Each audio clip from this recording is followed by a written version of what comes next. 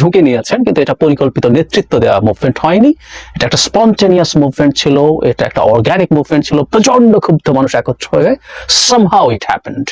এটা পরিকল্পিত মুভমেন্ট না। সুতরাং এটা কোনোদিন আরেকটা উদাহরণ হতে পারে না, আরেকটা প্রয়োজনে আমরা এই ধরনের আরেকটা মুভমেন্ট দাঁড়িয়ে যাবে, হয়ে যাবে না, এটা বলা যায় না। এই সম্ভাবনা বরং খুবই কম। ফলে আমাদের ছাত্র রাজনীতি লাগবে।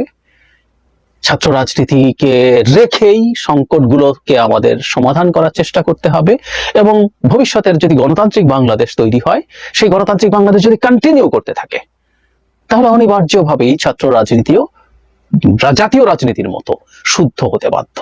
বন্ধ করে, নিষিদ্ধ করে কোনো কিছু করা যাবে না। এবং 9 দফা দাবির মধ্যে লেজুর ভিত্তিক ছাত্র রাজনীতি বন্ধের যে দাবি আছে, আমি স্ট্রংলি সেটার প্রতিবাদ করছি।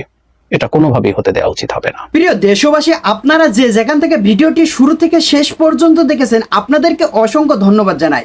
দর্শক, আপনাদেরকে আরেকটা রিকোয়েস্ট করতে চাই, যারা এই ধরনের নিউজ ল্যাব দেখতে পছন্দ করেন, দেরি না করে এই চ্যানেলটি সাবস্ক্রাইব করে বেল আইকনটি অল করে দেবেন। তাহলে দেশের সকল আপডেট খবর এবং রাজনৈতিক খবর সবার আগে এক ভিডিওর মাধ্যমে দেখতে পারবেন।